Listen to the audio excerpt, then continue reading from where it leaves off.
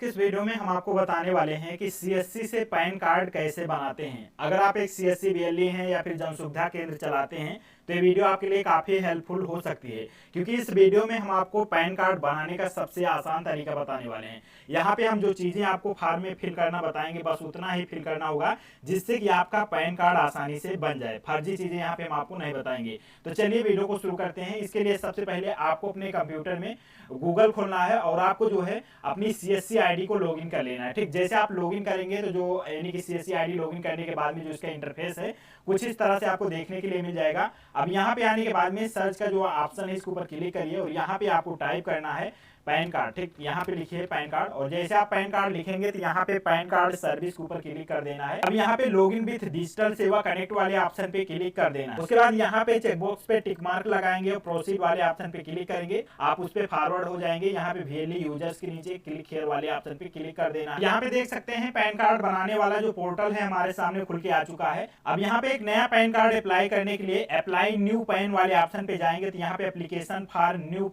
Pan 49 एक ऊपर click कर देना है। यहाँ पे जो हम आपको प्रोसेस बताने वाले हैं, चाहे जो है कस्टमर के आधार कार्ड में मोबाइल नंबर लिंक हो या फिर ना लिंक हो फिर भी आप अप्लाई कर सकते हैं, कोई दिक्कत नहीं है। तो यहाँ पे ओके वाले ऑप्शन पे क्लिक करेंगे। यहाँ पे जब आप पैन कार्ड बनाने के लिए आएंगे तो यहाँ पे आपको दो मोड दिया है, एक तो फिजिकल मोड है और दूसरा है डिजिटल मोड। तो यहाँ पे हम आपको फिजिकल मोड से जो है अप्लाई करके बताने वाले हैं, क्योंकि जो कस्टमर है उसके आधार कार्ड में मोबाइल नंबर लिंक नहीं है। उसके बाद नीचे जाना है स्टेटस ऑफ द एप्लीकेंट में यहाँ पे क्लिक करना है। आपको यहाँ पे इंडिविजुअल सेलेक्ट कर लेना है। उसके बाद यहाँ पे आपको जो है whether you are from defence या एनआरआई कैटेगरी में यहाँ पे मैं नो करता हूँ, आप अपने हिसाब से कर लीजिएगा, ज्यादातर नो ही रहेगा।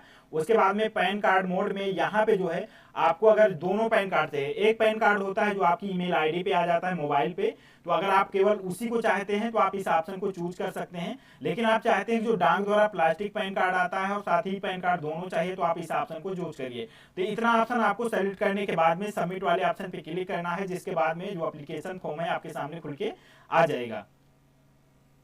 अब यहाँ पे देख सकते हैं आपका जो फॉर्म है खुल के आ चुका है। यहाँ पे फॉर्म जो है आपका 6 स्टेप में कंप्लीट होगा।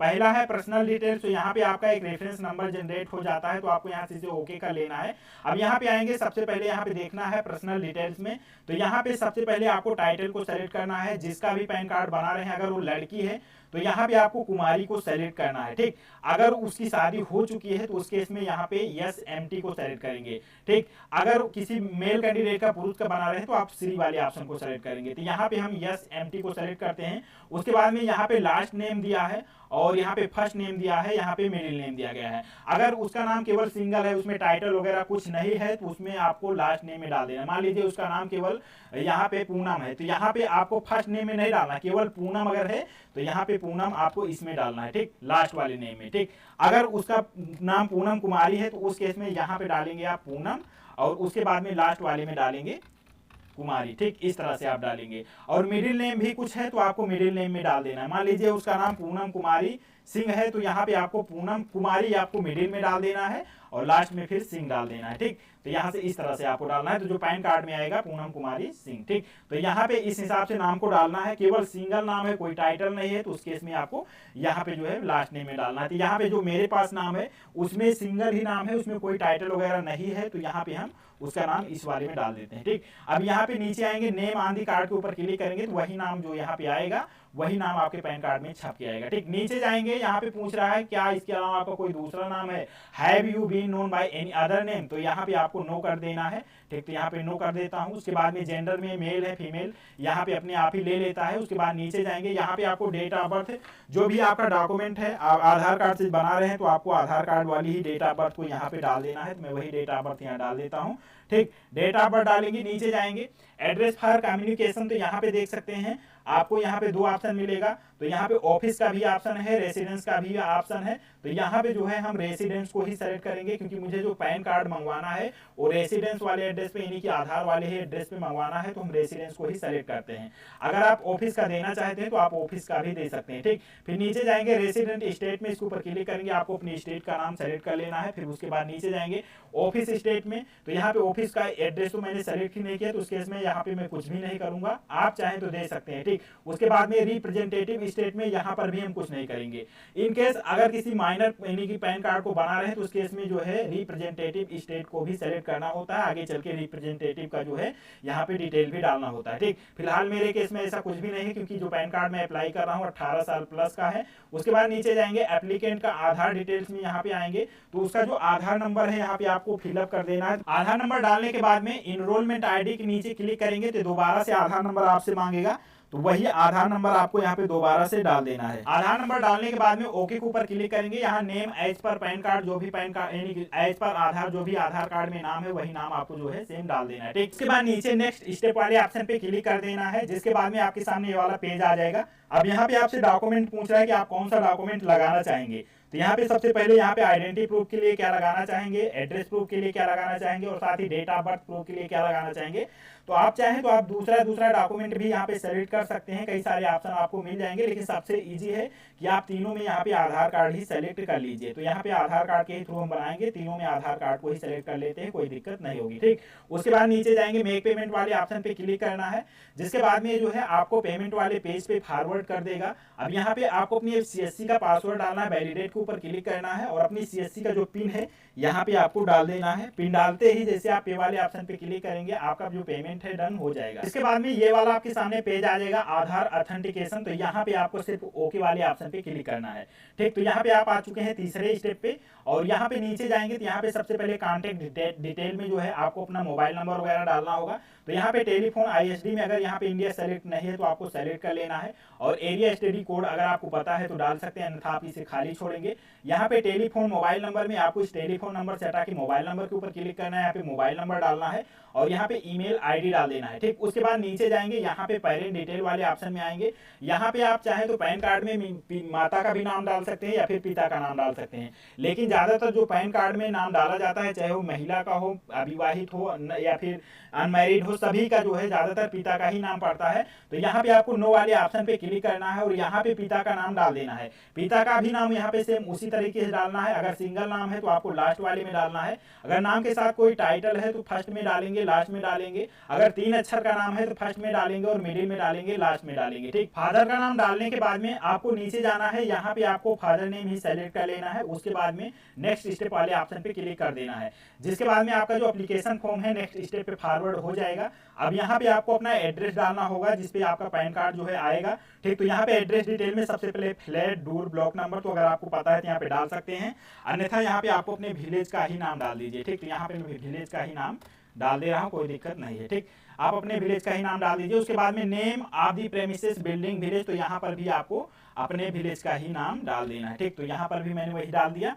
उसके बाद में यहाँ पे दिया है रोड, स्ट्रीट, लेन, पोस्ट ऑफिस, तो यहाँ पे आपको अपने पोस्ट ऑफिस का नाम डाल देना है, ठीक। उसके बाद में यहाँ पे है एरिया, तालुका और सब डिवीजन, लोकेलिटी, तो यहाँ पे आपको अपने तहसील का नाम डाल देना है, ठीक।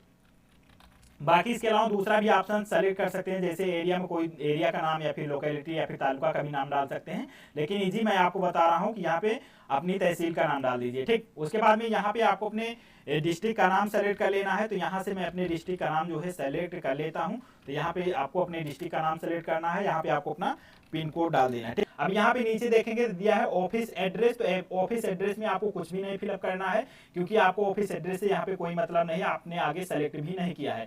सोर्स ऑफ इनकम में अगर आपके पास सैलरी वगैरह आती है तो आप उसे सेलेक्ट कर सकते हैं, अन्यथा आप नो इनकम के ऊपर क्लिक करेंगे, ओके के ऊपर क्लिक करेंगे, नेक्स्ट स्टेप वाले ऑप्शन पे क्लिक कर देना है, ठीक। जैसे आप नेक्स्ट स्टेप के ऑप्शन पे क्लिक करेंगे, यहाँ पे प्लीज चेक एओ कोड का ऑप्शन मिलता है, ओके के ऊपर क्लिक करेंगे तो यहाँ पे आपको कुछ चेक नहीं करना है, एओ कोड लगभग सही रहता है।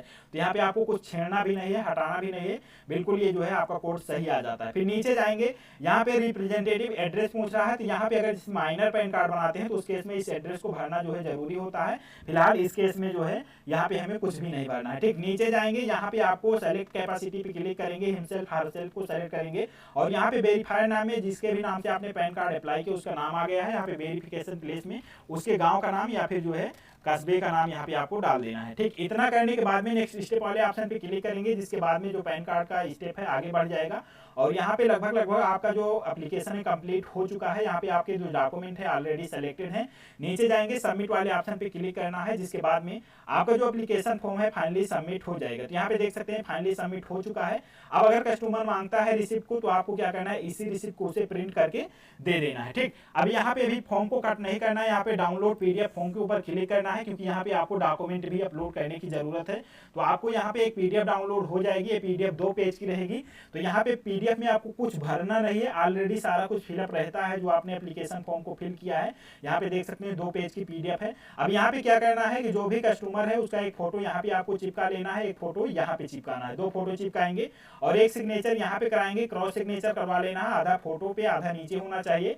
और इस बॉक्स में एक सिग्नेचर करवाएंगे। उसके बाद नीचे जाएंगे, यहाँ पे एक सिग्नेचर करवाएंगे। इन केस अगर कस्टमर जो है सिग्नेचर नहीं करता है तो उसके लेफ्ट थंब का जो है आपको निशान लगा देना है। ठीक, इतना करने के बाद में आपको क्या करना है, इसकी एक ज्वाइंट पीडीएफ बनाना होगा, जिसमें कि आपको आधार कार्ड को भी इसमें जो है ज्वाइंट कर लेना है। यानी कि ये पीडीएफ आपकी 3 पेज की हो जाएगी। उसके साथ ही आपको फोटो स्कैन कर लेना है और उसका जो सिग्नेचर है उसे स्कैन कर लेना है। अगर सिग्नेचर नहीं लगा करता है तो अंगूठे का निशान जो है आपको स्कैन कर लेना है। इतना करने के बाद में अब आपको डॉक्यूमेंट कहाँ से अपलोड करना है इसके बारे में आपको बता देता हूँ। तो इसको पहले कट करते हैं। कट करने के बाद में आपको यहाँ से क्लोज करना है। क्लोज करने के बाद में यहाँ पे जाएंगे, अप्लाई न्यू पैन के ऊपर जाएंगे, तो यहाँ पे अपलोड डॉक्यूमेंट का ऑप्शन मिल जाता है। इसके ऊपर क्लिक करेंगे। क्लिक करने के बाद में यहाँ पे उसकी डिटेल आ जाएगी। यहाँ पे अपलोड वाले ऑप्शन पे क्लिक करेंगे। क्लिक करने के बाद में उस 3 पेज की पीडीएफ को यहाँ पे सेलेक्ट करके यहाँ पे आपको अपलोड कर देना है। ठीक, उसके बाद में नीचे फोटो अपलोड कर देना है, यहाँ पे सिग्नेचर अपलोड करना है। उसके बाद में नीचे अपलोड वाले ऑप्शन पे क्लिक कर देना है, जिसके बाद में आपका डॉक्यूमेंट जो है सक्सेसफुली अपलोड हो जाएगा। और अपलोड होने के बाद में जो आपका एप्लीकेशन फॉर्म है पूरी तरह से कंप्लीट हो जाएगा। इसके लिए आपको थोड़ा सा इंतजार करना होगा। हो सकता है कि आपको 2 दिन 3 दिन बाद जो है आपका जो डिजिटल पैन कार्ड है आपकी ईमेल आईडी पे आ जाएगा। लगभग जो आपका फिजिकल पैन कार्ड है, प्लास्टिक वाला पैन कार्ड, 10 से 15 दिन में जो है आपके यानी कि एड्रेस पे जो है बाई पोस्ट आ जाएगा। अगर आपको डॉक्यूमेंट अपलोड करने में कोई दिक्कत हो रही है तो इसके ऊपर मैंने ऑलरेडी वीडियो बना रखा है, क्योंकि डॉक्यूमेंट का जो साइज वगैरह है अगर सही से परफेक्ट नहीं करेंगे तो आपका डॉक्यूमेंट अपलोड नहीं होता है। तो उस वीडियो का लिंक मैं डिस्क्रिप्शन में डाल दूंगा कि जो है सीएससी से पैन कार्ड बनाने के बाद में डॉक्यूमेंट कैसे अपलोड करें। तो उस वीडियो को देख के आप डॉक्यूमेंट को अपलोड कर लीजिएगा। मिलते हैं अगली वीडियो में अपडेट के साथ, तब तक के लिए